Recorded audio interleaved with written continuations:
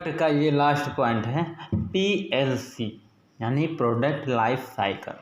Product life cycle के बारे में हम लोग जैसे पढ़ने से पहले हम लोग ये समझ लेते हैं, जैसे हम लोगों का जैसे शुरुआत में जन्म होता है तो उसमें ना हम लोगों की कोई पहचान होती है ना, मतलब बहुत धीरे धीरे लोग जानते, मतलब धीरे धीरे लोग जानते हैं कि हाँ यही इंसान है, मतलब धीरे धीरे फेमस होते हैं यानी कि एडवर्टाइजिंग। लेकिन जो इनिशियल खर्च होता है बहुत ज़्यादा होता है। कैसे कि जैसे किसी के घर जब मतलब लड़का पैदा होता है तो खूब ज़्यादा खर्चा करते हैं, ये बनाएंगे वो बनाएंगे,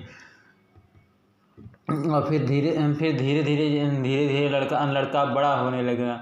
तो जैसे शुरुआत में जब पैदा हुआ तो उसको कहते हैं इंट्रोडक्शन स्टेट। फिर जब धीरे धीरे वह बड़ा होता है उसको कहते हैं ग्रोथ हो रहा है, बड़ा हो रहा है। फिर जब वह युवा हो जाता है, जवान हो जाता है तो उसको कहते हैं मैच्योर हो गया है, अब एकदम परिपूर्ण हो चुका है। फिर जब जवान होने के बाद धीरे धीरे वह बुढ़ापा की ओर जाता है तो इसमें वही डिक्लाइन आने लगती है।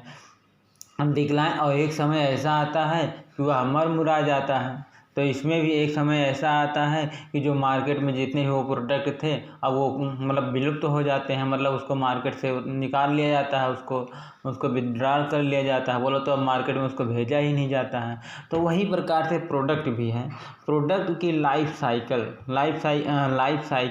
ऑफ प्रोडक्ट की लाइफ साइकिल मतलब किस प्रकार से होती है कि जैसे शुरुआत में उसको बनाया जाता है, और मतलब जब शुरुआत में बनाया जाता है फिर उसकी धीरे धीरे ग्रोथ होती है। ग्रोथ मतलब उसकी बिक्री बढ़ने लगती है, और एक समय ऐसा मतलब जब बहुत ज़्यादा बिक्री होती है और बहुत ज़्यादा प्रॉफिट होता है तो उसको कहते हैं युवा अवस्था यानी कि मैच्योर अवस्था। लेकिन समय के रहते उसका धीरे धीरे मतलब क्या कहते हैं दूसरा प्रोडक्ट आ जाता है जब तक भर में, और दो लोग दूसरी ओर मुड़ने लगते हैं।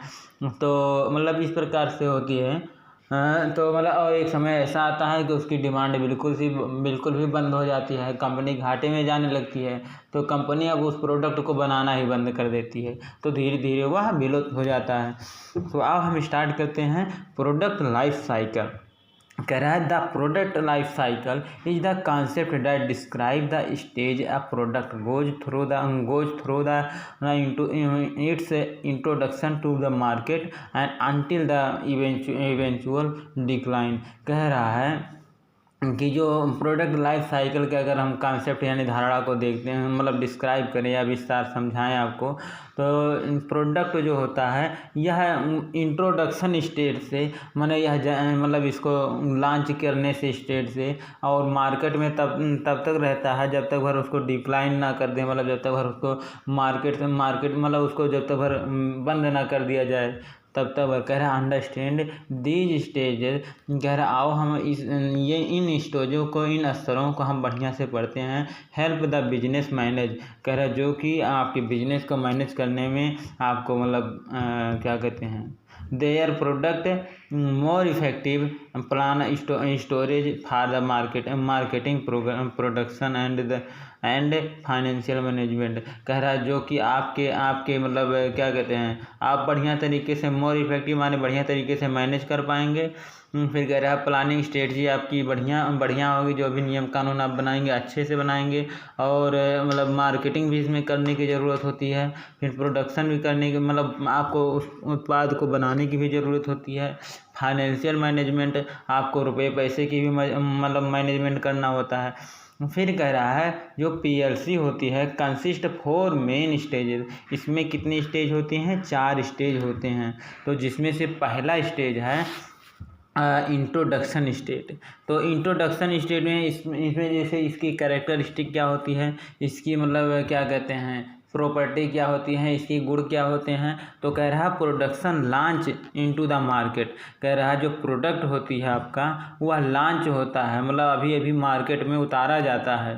फिर कह रहा sales growth is the slow. अभी बिक्री जो है अभी थोड़ा सा स्लो होती है।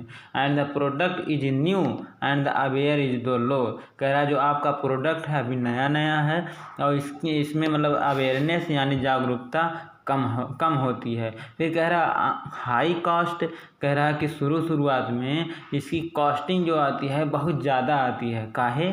ड्यू टू माने क्योंकि promotion activity and distribution setup, कह रहा है क्योंकि बहुत सारे प्रकार के आपको प्रमोशन करने होते हैं। अगर प्रमोशन नहीं करेंगे तो मतलब लोग उसके बारे में जानते भी नहीं, और जब प्रमोशन आप करेंगे तो मतलब लालच के बस में आ करके आप मतलब वो आएंगे और देखेंगे भी उसको मतलब। और फिर डिस्ट्रीब्यूशन सेटअप करने में, जैसे शुरुआत में गाड़ी घोड़ा का मैनेज करने में थोड़ा सा कॉस्टिंग ज़्यादा वो लोग लेते हैं। फिर कह रहा है स्ट्रेटजी, इसमें आपकी रणनीति क्या रहती है जब इंट्रोडक्शन, जब आप मतलब क्या कहते हैं प्रोडक्ट को लॉन्च करते हैं तब।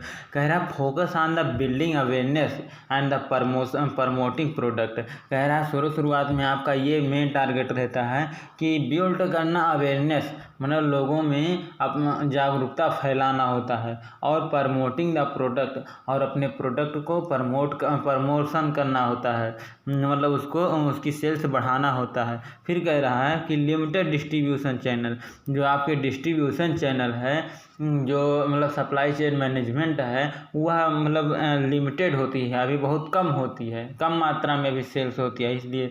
फिर कह रहा है pricing storage could the change between the penetration. कह रहा है जो आपकी प्राइसिंग स्ट्रेटजी है, प्राइस की जो स्ट्रेटजी नियम कानून है, वह चेंज होती रहती है। कैसे?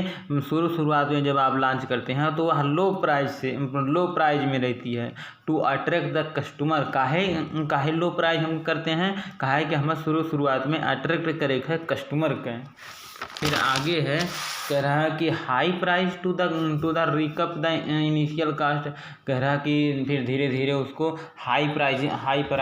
दूसरा है ग्रोथ की क्या कैरेक्टरिस्टिक होती है, क्या इसमें प्रॉपर्टी होती है, क्या इसके गुण होते हैं। कह रहे हैं rapid increase in the sales. कह रहा है जो सेल्स होता है, बिक्री होता है, रैपिड माने बहुत तेज़ी से, इंक्रीज माने बढ़ता है, जो आपकी सेल्स बहुत तेज़ी से बढ़ता है। एंड मार्केट एक्सेप्टेंस, और मतलब जो क्या कहते हैं कस्टमर है उसको एक्सेप्ट करने लगता है, उसको खरीदने लगता है।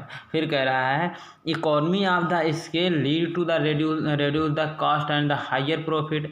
कह रहा है जो इकोनॉमी रुपये पैसे, मतलब उसकी जो वैल्यू है वह मतलब उसकी जो प्राइस है वह धीरे धीरे उसकी कॉस्टिंग कम होने लगती है, और आपकी प्रॉफिट ज़्यादा आने लगती है। जब आपकी सेल्स जब बढ़ जाएगी तो उसकी वैल्यू थोड़ा बहुत कम तो होगी, लेकिन क्योंकि बहुत ज़्यादा मात्रा में आप बेच रहे हैं तो मतलब प्रॉफिट आपकी ज़्यादा होगी। फिर कह रहा है कंपटीशन बीइंग टू इंक्रीज। कह रहा है अब कंपटीशन धीरे धीरे बेगिन यानी शुरुआत होने लगती है, शुरुआत हो जाती है, मतलब धीरे धीरे बढ़ने लगती है।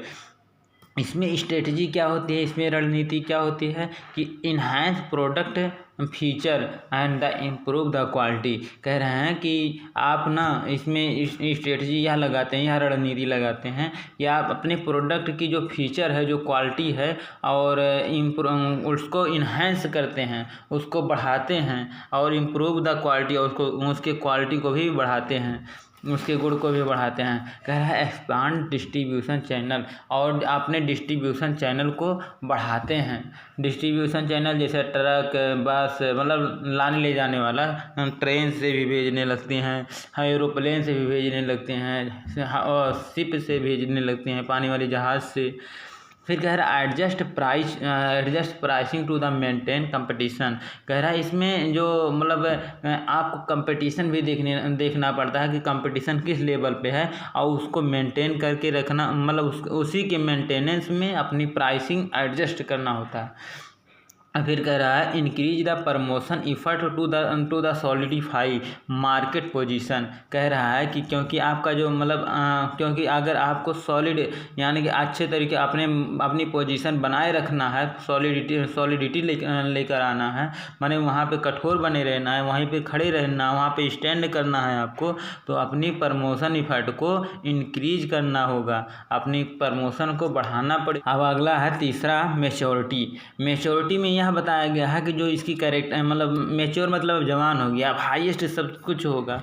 मतलब कह रहा है इसकी कैरेक्टरिस्टिक क्या रहती है, इसकी मतलब क्या प्रॉपर्टी रहती है, क्या गुण रहता है इसमें। तो इसमें कह रहा है इसके sales growth start to the slow. कह रहा है इसमें जो सेल्स होती है, बिक्री होती है, अब ऐसा देखा जाता है कि धीरे धीरे वो मतलब स्लो होने लगती है लास्ट में, लेकिन मतलब अगर शुरू से देखा जाए तो बहुत तेज़ी से बढ़ती है। फिर आगे है कह रहा जो प्रॉफिट आपकी होती है वह पीक पे होती है। पीक माने एकदम अंत, यानी बहुत ज़्यादा। फिर उससे ज़्यादा नहीं हो पाएगा। फिर कह रहा है अब धीरे धीरे घटने लगे। फिर कह रहा है greater focus on the differentiation from the competition. कह रहा है इसमें मतलब फोकस किया जाता है कि अपने जो कंपटीटर है आपका वो मतलब उससे प्राइज पे। फिर कह रहा है कि स्ट्रेटजी, इसमें कौन सी रणनीति होती है भाई। कह रहा है diversity product of the variant.